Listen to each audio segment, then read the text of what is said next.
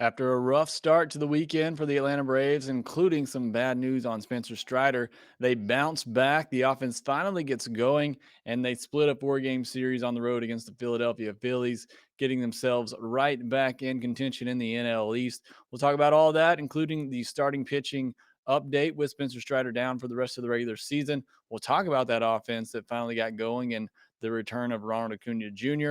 And we'll discuss the weekly minor league update. Not many games left at AAA for the Gwinnett Stripers. We'll get into all of that on a busy Monday episode of Lockedon Braves. So let's get into it. You are Locked On Braves, your daily Atlanta Braves podcast. Part of the Locked On Podcast Network, your team every day.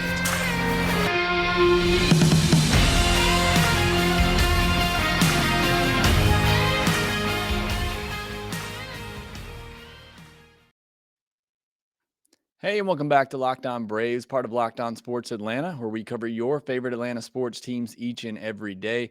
I am your host, Jake Mastroianni. You can follow me on Twitter at shortstopball. Check out my bio there to see where I'm covering the game of baseball, including the Atlanta Braves in written form over at tomahawktake.com, where I am the co-editor. Also, make sure you follow the podcast on Twitter at LockedOn_Braves. Send in any questions, comments, or feedback that you have for the podcast. Also, make sure you subscribed on YouTube. And if you are on YouTube, do me a favor, hit that thumbs up button and that notification bell, as it helps support the show a ton whenever you do that. And thanks for making Locked On Braves your first listen of each and every day. We post episodes daily, 5 days a week, Monday through Friday, and are free and available on all platforms. And as we gear up for this postseason run, the Braves are getting ready for, make sure that you are subscribed and that you are locked in to Locked On Braves. We got a lot to get to on this Monday episode. Going to recap the weekend and primarily want to focus on the starting pitching after the news of Spencer Strider. And honestly, the Braves starting pitching worrying me a little bit here down the stretch. Maybe some fatigue involved. We'll get into all of that. Then we'll turn our attention to the offense, who has had a really rough stretch of things lately, but got going on Saturday and Sunday in Philadelphia. Hopefully that's a good sign of things to come. So we'll cover that. I'll give you my weekly minor league update, which right now just consists of AAA. And then we will set you up for Monday night's game as the Braves head to DC to take on the Washington Nationals in games that they have to win. These are games they have to take advantage of right now in their schedule. But let's begin with the weekend where the Braves split a 4-game series against the Philadelphia Phillies.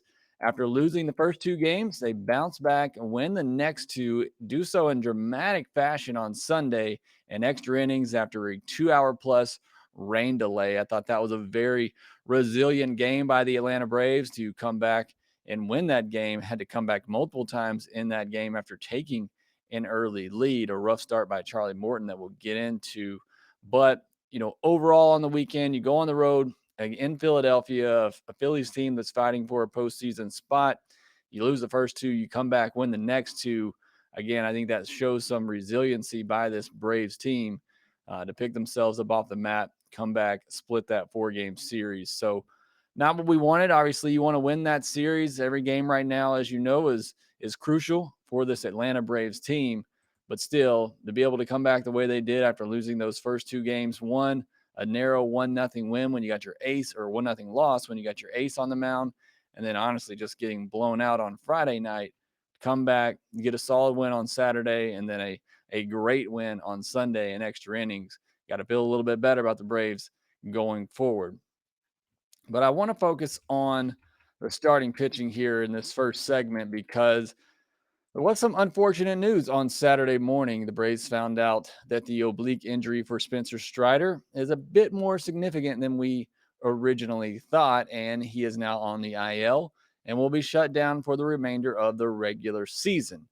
And important to note, we're talking about the regular season. There are still very much hopes that he will be back for the postseason, whether it be that wild card round or if the Braves advance or if they win the division and start in the division series. Whatever the case may be, the Braves are still hoping that Spencer Strider will be a part of their postseason plans, and so am I, because as I've been saying for, I think, over a month now, Spencer Strider is your number 2 in a postseason rotation. He is the Braves' second best starting pitcher right now. Not only that, it's the way that he's pitching that gives you confidence that he can succeed in the postseason. I just want to see this guy in the postseason. He just has kind of that, mentality of I will break you type of mentality. And I certainly want to see that in a postseason setting where I think his stuff will play up. So for me, I just really want to see Spencer Strider get healthy. I want to see him available to go for the postseason. You hate he's not going to be here for this stretch run where, again, the Braves are still trying to win a division title. And having Spencer Strider, particularly for the Mets series coming up this weekend, was going to be huge. But that will not be the case now. They'll have to get it done without him. And, you know, while I do think he's the Braves' second best starter and you need him in the postseason, I do think the Braves can get by without him, but they need some other guys to step up, in particular, Kyle Wright and Charlie Morton. Kyle Wright did his job on Saturday, a very strong performance. Charlie Morton, not so much on Sunday. And again, you look at the starting pitching for the Braves, Jake Odorizzi, bad on Friday. If it weren't for the Strider injury, I think that would have been the last we saw of Jake Odorizzi. But right now, he's scheduled to start on Wednesday in Washington. We'll see if that remains or if they call up, Kyle Muller, somebody else to get that start. But I've seen enough of Jake Odorizzi at this point, and I've been in his corner a little bit, saying that I've seen some changes in him after that one Met start, and he had a couple of good starts in a row. But as I've been saying, even when I've been somewhat defending him, the margin of error for him is just so small. If he's not able to locate his pitches, he's going to get hit hard. So I've seen enough of Odorizzi in the rotation at this point. I think, again, we're at least going to see him get one more start, but it was a bad outing for him on Friday. And a bad outing for Charlie Morton on Sunday. We've been hoping it for a while, and we've seen it in spurts throughout the year. But again, the key word for Charlie Morton this year is just inconsistency. We have yet to see Charlie Morton put together great, back-to-back starts or two or three really good starts in a row.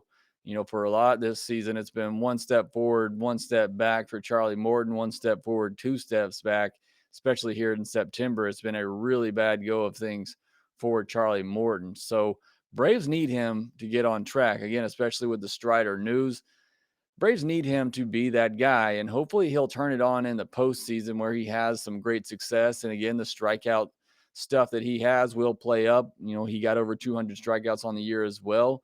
So he and Spencer Strider both reached that mark for the Braves. So again, he has that dominating potential, that dominant type stuff. It's just the inconsistency on his pitches. When he's not able to locate, he's leaving pitches up and they're getting hit hard. And it's just been that type of year, unfortunately, for Charlie Morton, but the Braves need him to step up in this rotation. The other thing for this Braves rotation is they're just not going deep into games right now like we're used to seeing. They haven't had somebody go 6 innings in a game since September 19th. So in the last 6 games, the Braves have not had a starting pitcher complete 6 innings. And in only 8 of 22 games in the month of September has a Brave starter gone at least 6 innings. And only twice has a Brave starter recorded an out beyond the 6th inning. That's just not typical of what we've seen from this Braves starting rotation throughout the entire year. Usually this Braves rotation, which is still has the 6th most innings by starting pitchers this year, just behind the New York Mets, which is really good. We're typically seeing Brave starters go at least 6 innings in a game, if not working into the 7th. And we're just not seeing that on a consistent basis anymore from these Brave starters. Whatever the reasoning for that, if the Braves are trying to save innings or if there's just possible fatigue, I think we've seen with, Wright, obviously Morton, but even, Max Fried, it's been a struggle for these guys when they go out there. They've had to battle to get through these starts. So that worries me a little bit about these Braves arms who, again, pitched deep into the postseason last year, have had a lot of stressful innings this year in this division race. You wonder if there's a little bit of fatigue for them at this point. And it's at the worst possible time because we're still trying to win this division and you need them fresh for the postseason. So it's not like you can skip these guys and try to keep them fresh. You need them ready to go for the postseason. So starting pitching has me a little bit worried with the loss of Strider, Charlie Morton not really figuring it out, and the fact Braves starters aren't able to go deep into games like we've seen them do throughout the year. On the bright side, Braves bullpen in September has been fantastic. I know Jansen, had his struggles early on. He's really turned it around. Iglesias, Jansen, and Minter all have a WHIP under 1 in September. They all have an ERA under 3 in September. So those are your big three guys in the back of the bullpen. They've been fantastic. Jansen really turning things around, going back primarily to throwing that cutter and having good location with it. Jesse Chavez, Colin McHugh, Dylan Lee, they've all been solid in September as well. Jackson Stevens, since coming back, hasn't allowed an earned run, and he came up real big in the game on Sunday, closing things out in extra innings. The only reliever that's really, hit a roadblock here in September is Tyler Matzik, which is unfortunate because he had been on a really good run of things since he came back from the IL, but been a rough go of it for him in September. But everybody else in that bullpen has been really solid, and they've had to work a lot more innings because starters aren't going deep into games. So that's certainly great to see, because when you get in the postseason, you're not likely going to have starters that are going deep into ball games. You're going to go to that bullpen early, especially if you got a lead, try to hold on to things. So good to see that the arms the Braves are bringing in out of that bullpen are throwing the ball really well right now. Hopefully that will continue. So again, a little bit worried about the starting pitching. Bullpen's been great. Hopefully Strider's able to come back from the postseason. Hopefully Charlie Morton's able to turn things around. And on the flip side, the offense is getting going a little bit in the last two games. We'll talk about that next. These days, every new hire can feel like high stakes wager from your small business. You want to be 100% certain you have access to the best qualified candidates available. That's why you have to check out LinkedIn Jobs. LinkedIn Jobs is there to help you find the right people for your team faster and for free. Then add your job in the purple hashtag hiring frame to your LinkedIn profile to spread the word that you're hiring. Simple tools like screening questions make it easy to focus on candidates with just the right skills and experience, so you can quickly prioritize who you'd like to interview and hire. It's why small businesses rank LinkedIn Jobs number one in delivering quality hires versus leading competitors. LinkedIn Jobs helps you find the qualified candidates you want to talk to faster. Post your job for free at linkedin.com/lockedonmlb. That's linkedin.com/lockedonmlb to post your job for free. Terms and conditions do apply.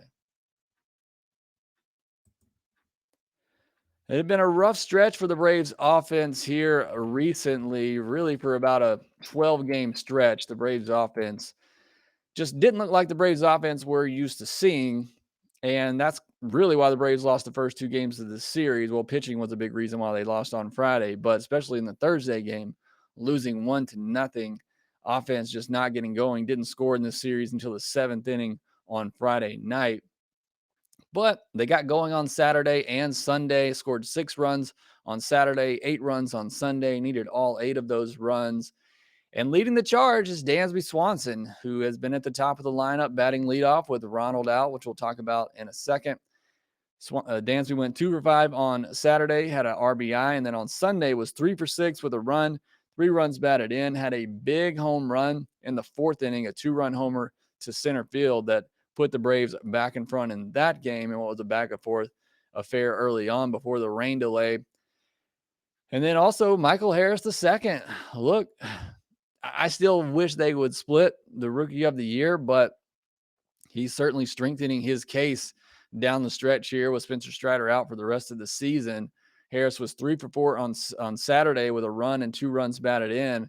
On Sunday, moved him up to the 2-hole, which I like. I wouldn't even mind if you put him in the leadoff spot, but moved him up to the 2-hole, and he delivers as well. Was 1 for 4 with a run, an RBI, 2 walks as well, and then had a big hit in the 11th inning to drive in an add-on run, which ended up being the game-winning run. So he continues to come up big late in games, continues to get it done no matter where you put him in the lineup.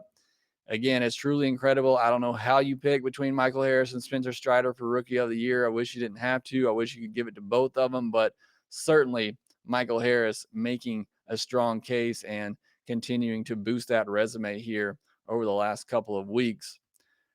Still waiting for Riley and Olson to get going. And you got to have those guys going if this offense is going to become that potent offense that they've been for most of the year.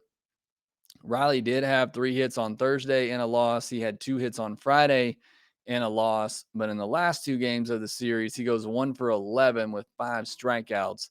And in September, he's still slashing 224, 302, 424. Again, not as bad as Matt Olson, which we'll talk about next, but still not that MVP candidate, Austin Riley, that we've been accustomed to seeing for most of the year. So still waiting on him to really get going and having a big impact in some games for the Braves.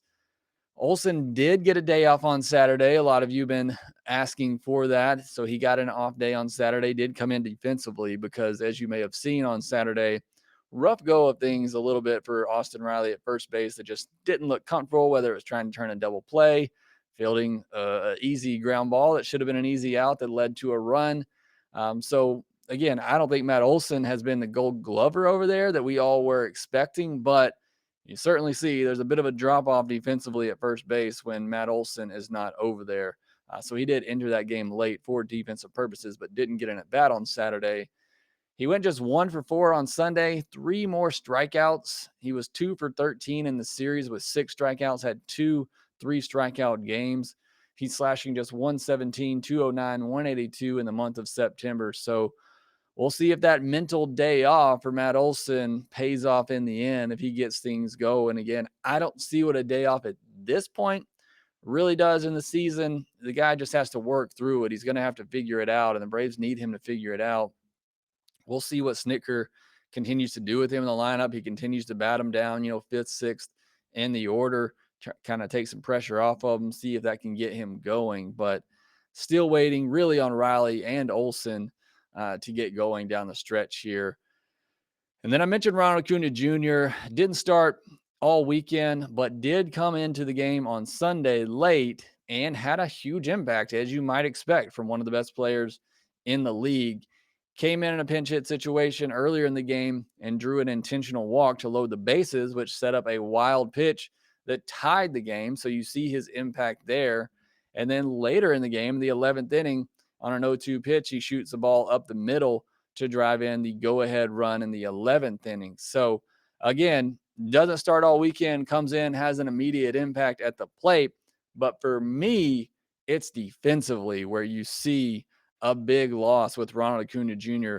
not out there. And this is no knock on Robbie Grossman. This is not his game, but there were several balls in this series hit out to right field where you saw runners tag up, whether tagging up to go from second to third or third to home, where I don't know that Ronald throws those guys out, but it's definitely a better chance of him doing so. And I think there's even some instances where runners probably don't even risk it against Ronald Acuna Jr.'s arm. So that's where I saw a big difference in this weekend, where balls hit to right field, runners were going, where in the last couple of weeks, we've even seen with Ronald out there, you're seeing runners hold up. There's a situation on Sunday where you had second and third, nobody out, runner tags up and scores. And he probably would have scored anyway, but it was the runner going from second to third. With I don't even know if they test that if Acuna is out there in right field. And at the very least, I think Acuna has a good shot at getting the runner at third. There's another situation, runner tags up and scores from third base. And Grossman made it a close play at the plate. The throw was a little offline. I think the ball beat the runner there, but it was a little offline.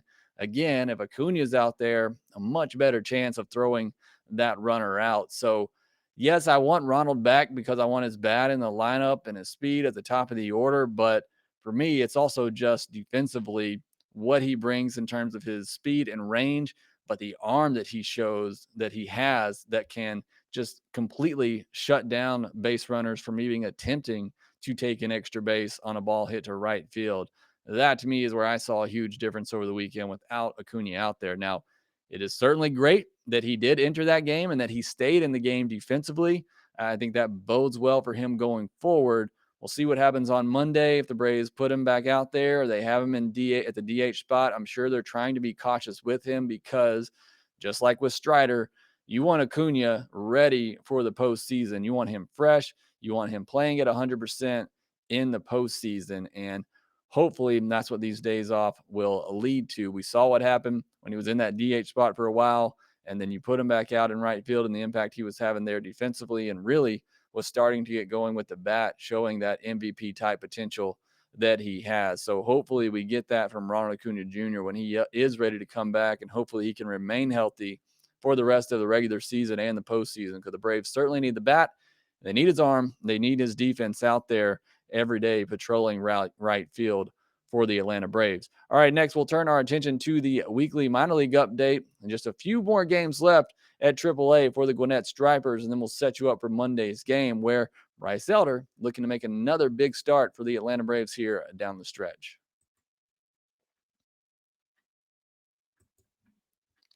The minor league season is coming to an end, and we just have 4 games left at the minor league level for the Gwinnett Stripers before their season comes to an end. I want to talk about a couple of the top 10 prospects that played this last week for Gwinnett. Kyle Muller, 6 innings, 8 hits, 2 walks, a hit batter, 5 earned, 2 home runs, 9 strikeouts, which is great to see. But it's been a rough go of things for Kyle Muller, which is why I think we haven't seen him back up here for the Braves. 16 innings in September. He's given up 22 hits, 5 walks, 12 earned runs, a 6.75 ERA, and a 1.69 WHIP. So been really a rough go of it in September for Kyle Muller. We'll see what happens down the stretch. Maybe he gets a start in that last series against the Marlins, depending on how things go in that Mets series. But overall, it's been a great year for Kyle Muller. And again, we'll see what happens with him down the stretch. Jared Schuster had his best start at AAA this past week. 7 innings, just 2 hits, 1 walk, 2 earned runs, and 10 strikeouts. Have been mentioning the fact that he hasn't been racking up the strikeouts at AAA like he has at other levels. So good to see him have a great start, perhaps to finish off his season. We'll see if he gets another start this week at Gwinnett. And then Darius Vine, 6 innings, 5 hits, 4 walks. Don't love to see that. 3 earned runs and 7 strikeouts for Darius Vines. Freddie Tarnick had a solid start, 5 innings, 3 hits, 2 walks, 1 earned, and 6 strikeouts. And then Justin Henry Malloy at AAA now, 4 for 15, hit a home run in his first AAA at bat, which is great to see. 5 walks as well. He's continuing to show that patience at the plate that we saw over the last couple of months with Mississippi. 4 strikeouts and a stolen base. So a pretty good week for Justin Henry Malloy moving up to AAA. Some highlights for Gwinnett: Jake Marisnick, a big week, 9 for 27, a double, a homer, 4 stolen bases. If something were to happen to Michael Harris, he may be the guy that gets called up, but let's hope that's not the case. Tyler White, 8 for 18 with a double. Pat Valleca, 7 for 19. Hernan Perez had 2 doubles and a home run this past week at Gwinnett. On the mound, Dylan Dodd moves up to AAA and has a solid outing, 6 2/3 innings, 5 hits, 1 walk, 3 earned, and 7 strikeouts for Dylan Dodd, who had a solid year at Mississippi, moves up, had a good first start with Gwinnett. And then Gwinnett's closer, Michael Tonkin, who's had a good year. I mentioned him as a possible outside candidate for the postseason roster, a veteran pitcher. 2 innings this last week, 1 hit, did hit a batter, but didn't walk anybody, and 6 strikeouts in those 2 innings with 2 saves. So it's been a pretty solid year, or at least second half for Michael Tonkin with Gwinnett. We'll see what his future holds for the Braves. All right, that wraps up the weekly minor league update. We'll turn our attention to Monday's game, where the Atlanta Braves take on the Washington Nationals in DC. Braves going to be visiting the White House as well while they're there. But on Monday night, it'll be Corey Abbott versus Bryce Elder. The Braves just faced Abbott not too long ago. Again, a second-round pick by the Chicago Cubs in 2017, has been back and forth as a starter and reliever this year. So probably not sticking around long in this game against the Braves last week. 4 innings, 6 hits, 2 walks, 4 earned run, no strikeouts.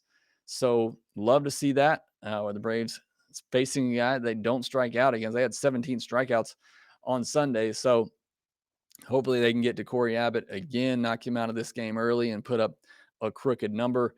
As for Bryce Elder, I mean, keep doing what you've been doing, young man. I mean, he has been great for this Braves team down the stretch. He pitched against the Nats last week, 5 2/3, 4 hits, 2 walks, just 1 earned run, and 6 strikeouts in his last 3 starts, which have come against the Marlins twice and the Nationals. And that's by intention.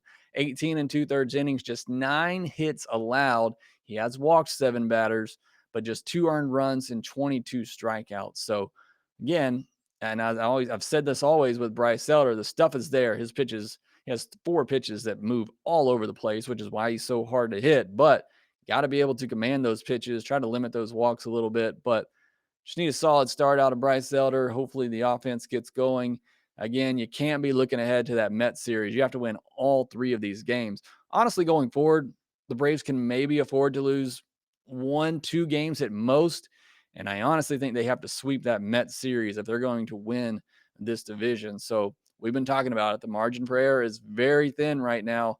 The Braves, honestly, like I said, can maybe at most lose 2 games the rest of the way. And to me, that even to me doesn't give me a lot of confidence or hope for the Braves winning the division. And I think they got to sweep that Mets series. So you got to take care of business, especially against the Nationals and the Marlins. You got to win all 6 of those games, win that series against the Mets at the very least, and hope that the Mets slip up in their other games. But you can't count on that. You just got to take care of your own business. That starts on Monday night, where the Braves go up against Corey Abbott. Hopefully the offense keeps rolling like they did in the last 2 games in Philadelphia.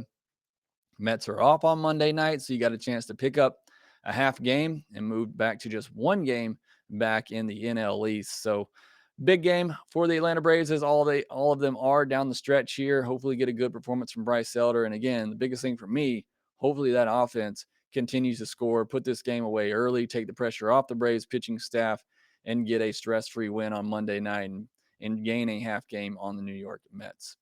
That will do it for this episode. Thank you for making Locked On Braves your first listen of the day. Now go make Locked On MLB your second listen, where MLB expert Paul Francis Sullivan brings humor, passion, and a unique perspective on every team, talking about the biggest stories from around the league. Again, thanks for listening. Be sure to follow us on Twitter at @LockedOn_Braves. You can follow me at @ShortstopBall. Also, make sure you rate, review, and subscribe to the podcast wherever you get your podcast, and we will talk to you next time.